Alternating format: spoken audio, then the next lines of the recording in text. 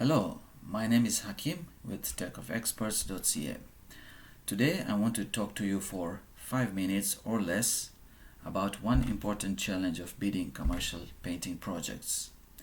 As you probably know, after the architect's drawings for a project are approved in principle by the client, they are sent to the GCs, the general contractors, interested in bidding on the project, and a bidding deadline is given, say 2 weeks or 3 weeks. Now sometimes while the general contractors are waiting for subcontractors to turn in their bids for painting, flooring, electrical work, etc., some changes occur in the overall plan, especially if it is a tenant improvement or a TI. So for example, if it is a tenant improvement, after having done a site visit, also called a walkthrough, and gone over the drawings, I have seen color schemes released by the architect. I always assume 2 coats of paint, but if an addendum is issued later on specifying colors, it is important to check that. If it is red on some walls or some accent walls, then there is a good chance that you may need a 3rd coat on some accent walls.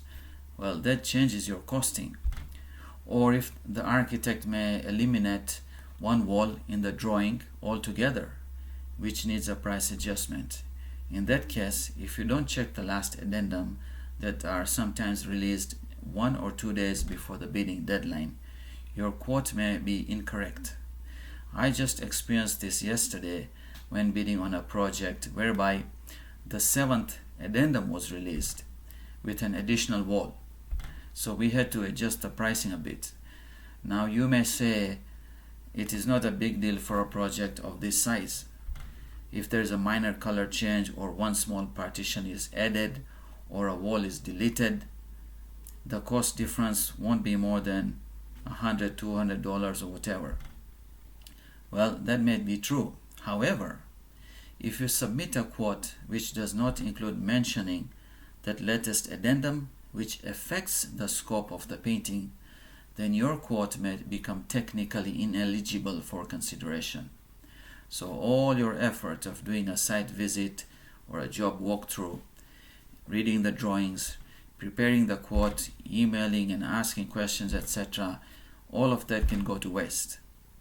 So you see, if an experienced estimator is measuring the drawings and reading the specs and incorporating the addendums in the final costing, you can then prepare an accurate bid and mention the last addendum. Always make sure you list the addendums in your bid before submitting to the general contractor. This way, your commercial painting bid would be valid.